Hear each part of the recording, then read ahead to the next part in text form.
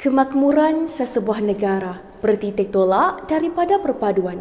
Perpaduan juga merupakan kunci kepada kemakmuran negara kita. Kemerdekaan telah menjadikan bangsa kita sebuah bangsa yang berdaulat tanpa mengira bangsa Melayu, Cina, India, Kadazan Dusun atau apa-apa bangsa dan suku di negara ini. Rakyat juga bebas menyusun hala tuju negara, bebas mengamalkan agama, budaya, ekonomi dan politik berlandaskan lunas dalam perlembagaan persekutuan.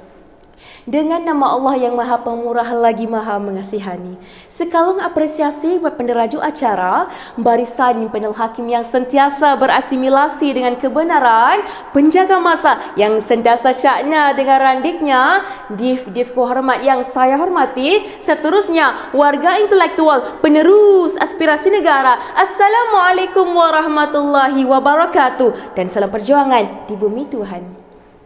Kemakmuran bersama tunjang kesejahteraan sosial. Begitulah indahnya mauduk pidato yang bakal menitip di bibir saya. Hadirin, menurut Kamus Dewan, kemakmuran bersama membawa erti keadaan makmur yang dirasai bersama-sama. Manakala tunjang kesejahteraan sosial membawa erti keadaan sejahtera, keamanan dan keselamatan rakyat dunia dan akhirat. Oleh itu hadirin, ayuh duduk semeja dengan saya, kita bincangkan dan kita sama-sama buka mata masyarakat peri pentingnya kemakmuran bersama tunjang kesejahteraan sosial. Untuk tidak membuang masa, ayuh kita telusuri indikator saya. Yang pertama, negara makmur, keselamatan terjamin. Hadirin pemegang amanat bangsa, tatkala kita di sini merasa lenahnya tidur di bawah paingan bulan dan bintang, kita lupa pada krisis Lahadatu yang gempar pada tahun 2013. Tanggal 1 dan 2 Mac 2013 menyaksikan kedaulatan negara dicabar, 8 perwira tanah air gugur mempertahankannya.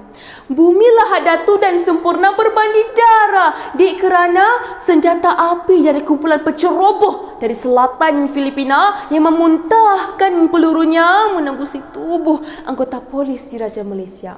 Namun, berkat ketangkasan Barisan Pertahanan Negara kita, barisan pihak lawan dapat ditumpaskan tanpa mengancam keselamatan rakyat.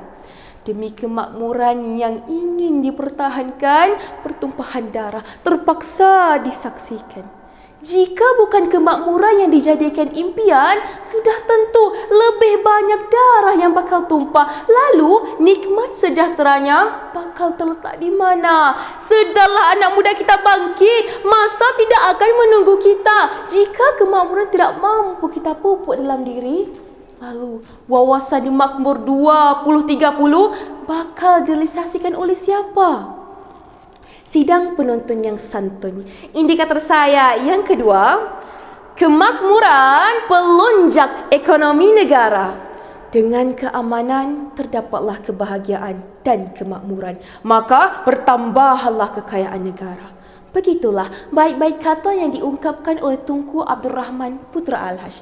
Tampak ringkas namun cukup untuk menerangkan bahawa dengan kemakmuran maka bertambahlah kekayaan dan majulah ekonomi negara. Hadirin, lihat sahaja ekonomi dunia yang lumpuh kerana sosioekonomi COVID-19. Legasi perniagaan yang dibina bertahun-tahun menguncup begitu sahaja. Masyarakat hilang pekerjaan kerana virus maut yang mengganas. Berita kematian diiringi tangisan umpama tiada penghujungnya. Namun, syukurlah berkat inisiatif kerajaan seperti bantuan sebanyak RM130 juta bagi para peniaga kecil di setiap negeri, umpama memberi nafas baru buat mereka. Senyuman yang pudar kini terukir semula. Bantuan tersebut serba sedikit dapat menaikkan semula ekonomi dalam negara. Hadirin yang saya kasihi, indikator saya yang terakhir, kemakmuran memacu kestabilan politik negara. Hadirin yang saya kasihi, Firman Allah dalam surah Al-Hujurat ayat 13 cukup indah. Apabila Dia menciptakan kita, lelaki dan wanita, berbangsa-bangsa, bersuku-suku, agar kita saling mengenali, memahami dan menerima antara satu sama lain. Namun manusia mudah lupa. Bermula peristiwa berdarah 13 Mei 1969. Kerana penjajahan British yang memperkenalkan dasar pecah dan perintah serta mementingkan ekonomi dan politik telah menjadikan jurang perbezaan yang sangat besar serta pengenalan ekonomi antara kaum dan wilayah. Kelantangan beberapa pemimpin pembangkang dan penyokongnya juga telah menimbulkan rasa dendam dalam kalangan rakyat Malaysia. Pada akhir manifesti, disitulah tercetusnya peristiwa berdarah 13 Mei 1969. Peristiwa yang membuktikan bahawa perpaduan nasional tidak akan mampu dicapai jika terdapat jurang perbezaan yang sangat besar dari segi ekonomi, sosial dan politik dalam masyarakat berbilang kaum. Oleh itu hadirin, kita jadikan rukun negara kita sebagai nadi perpaduan. Prinsip-prinsip dalam rukun negara jelas merupakan nadi kepada keharmonian agar Malaysia yang sejahtera mampu kita kecapi.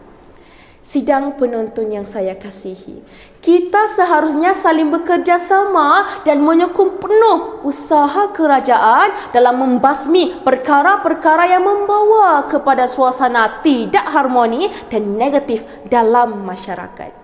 Banyak ancaman keselamatan semasa seperti dadah, LGBT dan perpaduan yang memerlukan bantuan kita semua.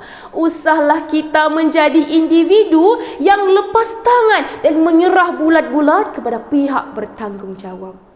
Sebagai penggulung bicara akhir bagi segala hujah yang telah saya kupaskan pada hari ini, maka benarlah bahawa kemakmuran bersama tunjang kesejahteraan sosial.